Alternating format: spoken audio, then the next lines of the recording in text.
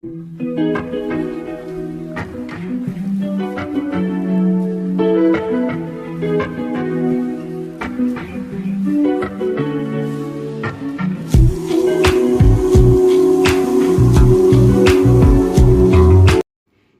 அன்பானவர்களே, உங்களை இயேசுவின் நாமத்தில் வாழ்த்துகிறேன். தேவனுடைய இரக்கமும் கிருபையும் அவருடைய சமாதானமும் நம் அனைவரோடும் என்றென்றைக்கும் இருப்பதாக. ஆமென். ஹல்லேலூயா. பிரியமானவர்களே, இன்றைக்கு நீதிமொழிகள் 22வது அதிகாரத்தில் ஒரு முக்கியமான ஒரு வசனம். பிரியமானவர்களே, நீதிமொழிகள் 22:6 பிள்ளையானவன் நடக்க வேண்டிய வழியிலே அவனை நடத்து, அவன் முதிர் வயதிலும் அதை விடாதிருப்பான். பிள்ளையாண்டானை நீ நடத்த வேண்டிய வழியில் நடத்து, அவன் முதிர் வயதிலும் அதை விடாதிருப்பான். ஹல்லேலூயா. கிறிஸ்தவர் பெற்றோர்களாகிய நாம் பிள்ளைங்களை வளர்ப்பதற்கு ஒரு வழி உண்டு. நீங்கள் முஸ்லீம்ஸை பார்த்தீங்கன்னா அவங்க குழந்தையிலேருந்து என்ன பண்ணுவாங்க, மதார்சா அப்படின்ற ஒரு இடத்துல கொண்டுட்டு போய் அந்த குர்ஆனை ஓதுறதுக்கு அவங்க கொண்டுட்டு போய் குழந்தையிலேருந்தே அதை பழக்குவாங்க. அதை மனப்பாடம் பண்ணணும், அதை வாசிக்கணும், அதை ஒப்புவிக்கணும், அந்த 5 முறை தொழணும். இதெல்லாம் அந்த குழந்தை முதற்கொண்டு ஒரு அதனால் அவங்க தொடர்ந்து கட்டாயம் 5 முறை மசூதிக்கு போவாங்க, அவங்க தொழுவாங்க. உண்மையில் பிள்ளையாண்டானை நடத்த வேண்டிய வழியில் கிறிஸ்தவர்களாகிய நாம் எப்படி நடத்த வேண்டும் என்றால், நம் பிள்ளைகளுக்கு வேதத்தை வாசிப்பதற்கும் தியானிப்பதற்கும் சிறுவயது முதற்கொண்டே கற்றுத்தர வேண்டும். முக்கியமாக ஜெபிப்பதற்கு நாம் கற்றுக் கொடுக்க வேண்டும்.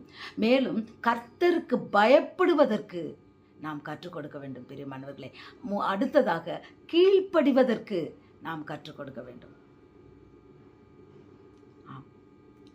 உன்னை விட வயதில் மூத்தவங்களை பார்த்தா நீ கீழ்ப்படியணும், மரியாதை கொடுக்கணும்.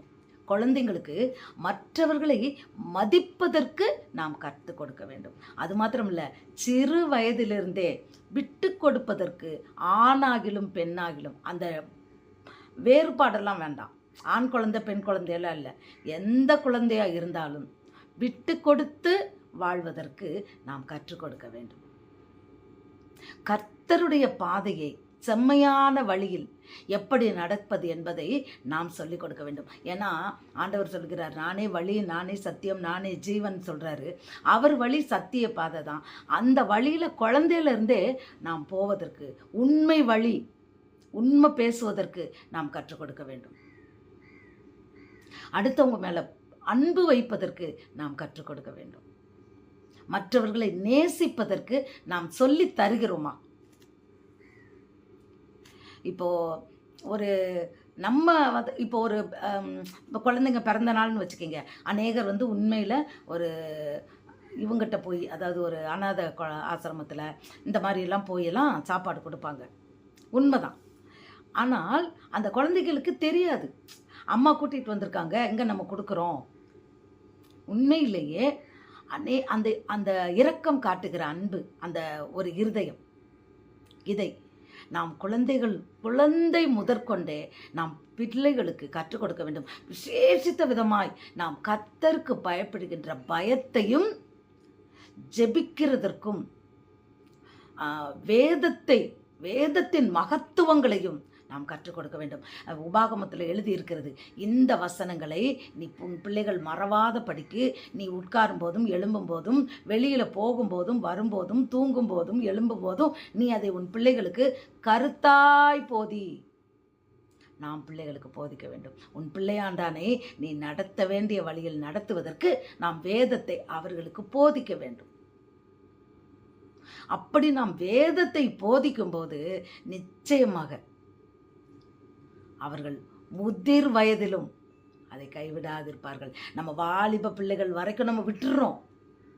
அந்த பிள்ளைங்க தவறான பாதைக்கு போன பிறகு நம்ம முட்டி முட்டி முட்டி முட்டி நம்ம அழுகிறோம், கண்ணீரில் கிடக்கிறோம்.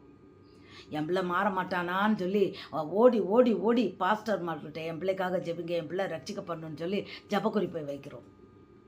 குழந்தை பிறந்தது முதற்கொண்டு நாம் பிள்ளைய படிப்பதற்கு நாம் கொடுக்கிற முக்கியத்துவத்தை படிப்பதற்கு நாம் அவங்க உலகத்தின் பாடத்தை படிப்பதற்கு கொடுக்கிற முக்கியத்துவத்தை நாம் வேதத்தை படிப்பதற்கு நாம் கொடுப்பதில்லை பிரியமானவர்களே. அநேக கிறிஸ்தவ பெற்றோர்கள் கொடுப்பதில்லை. 10ஆம் வகுப்பு 12ஆம் வகுப்புனா ஐயோ பிள்ளைங்களை அத்தனை டியூஷன் இத்தனை டியூஷன் விடிய விடிய படி படி படி. ஆனால் வேதத்தை நம் தேவன் நமக்கு கொடுத்த அந்த பொக்கிஷத்தை சிறு குழந்தையில் எவ்வளவு நாம் கற்றுக் கொடுக்கிறோம். எத்தனை வசனங்கள் பிள்ளைகள் இருதயங்களை, அதுவும் எப்படி சிலர் கற்றுக் கொடுப்பாங்க தெரியுமா? பைபிள் போட்டி வசனம் வச்சா கற்றுக் கொடுப்பாங்க. அதில் ப்ரைஸ் வாங்கணும்னு இல்லை.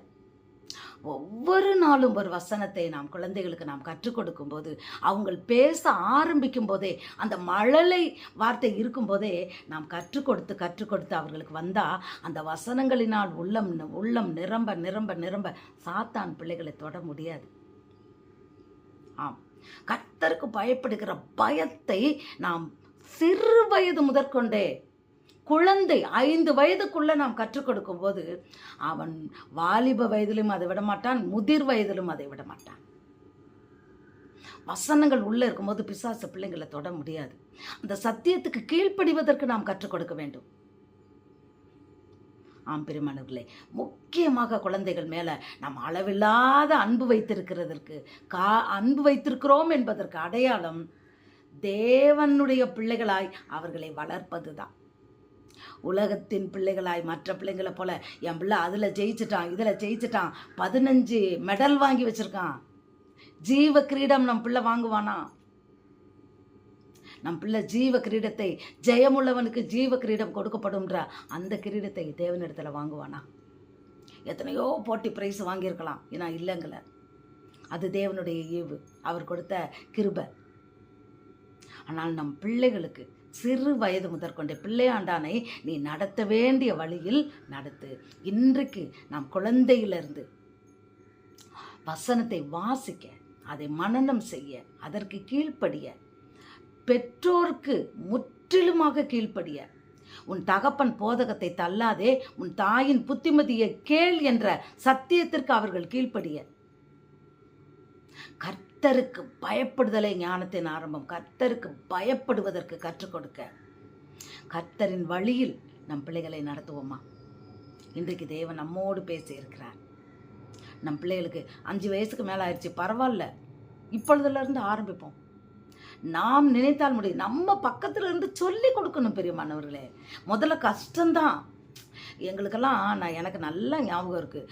4ஆம் கிளாஸ் 3ஆம் கிளாஸ் படிக்கிறதுல வாய்ப்பாடு எங்கள் டீச்சர் எங்கள் கூடயே இருந்து அதை அப்படி எங்களுக்கு 1 மணி நேரமும் எங்களை சொல்லி கொடுப்பாங்க. அவங்க சொல்ல தான் நாங்கள் சொல்லுவோம். அதை அப்படியே ட்ரைனிங் ஆகி எங்கள் மனசில் பதிஞ்சிரும். எப்போ கேட்டாலும், தூக்கத்தில் கேட்டாலும் அதை எழுப்பி சொல்லுவோம். அப்படி ஆத்மார்த்தமாக சொல்லிக் கொடுத்த டீச்சர்ஸு தான் அந்த குழந்தையில எங்களுக்கு விதைச்சது. டக்குன்னு இப்போ கேட்டால் கூட, வயசான பிறகு கேட்டால் கூட 8 எவ்வளவுன்னா 64 தகால்னு சொல்லுவோம். அப்படி கற்றுக் கொடுக்க வேண்டும். வசனங்களை நாம் கற்றுக் கொடுக்க வேண்டும். கீழ்ப்படிவதற்கு நாம் பிள்ளைங்களை அந்த வழியில் நடத்தணும். கரெக்டாக ஆலயத்துக்கு போகணும், ஜெபம் பண்ணணும். தனி ஜெபம் பண்ணுவதற்கு சிறு குழந்தை முதற்கொண்டு கற்றுக் கொடுக்க வேண்டும். நம் பிள்ளைங்க நல்லா ஜெபிப்பாங்க, வேணா பாருங்க. ஜெபிக்க கற்றுக் கொடுக்கும்போது, குழந்தையிலிருந்து கற்றுக் கொடுக்கும்போது அவர்களாக வளர்ந்த பிறகு அவர்கள் ஜெபிப்பார்கள். எந்த சூழ்நிலையிலும் அவர்கள் சமாளிக்க முடியும். தேவனுக்கு சித்தமானது கிடைக்கும் அப்படின்னு நம்ம சொல்லி கொடுத்துட்டோம்னா, வளர்ற காலத்திலையும் அந்த ஜெபத்திற்கு பதிலை அவர்கள் அப்படியே ஏற்றுக்கொள்வார்கள். ஆம் பிரியமானவர்களே, பிள்ளையாண்டானை நடத்த வேண்டிய வழியில் நடத்துவதற்கு நாம் இன்றிலிருந்து நம் பிள்ளைகளுக்கு நாம் பிள்ளைகளோட நாம் தேவனிடத்தில் அந்த கிருபை பெற்றுக்கொண்டு நம் பிள்ளைகளை நடத்துவோமா? அது முதிர் வயதிலும் அதை விடாதிருக்கும். அந்த ஞானத்தை பெற்றோரிடத்துல தேவனிடத்துல நம்ம கேட்டு பெற்றோர்களாகிய நாம் முதல்ல பெற்றுக்கொள்ள வேண்டும். நமக்கு வழி நடத்த தெரிஞ்சாதான் அந்த பிள்ளைங்களை நடத்த முடியும். அநேக பெற்றோருக்கு அது தெரியாது. தேவனிடத்தில் கேட்டு பெற்றுக்கொள்ள கடவுள். God bless you.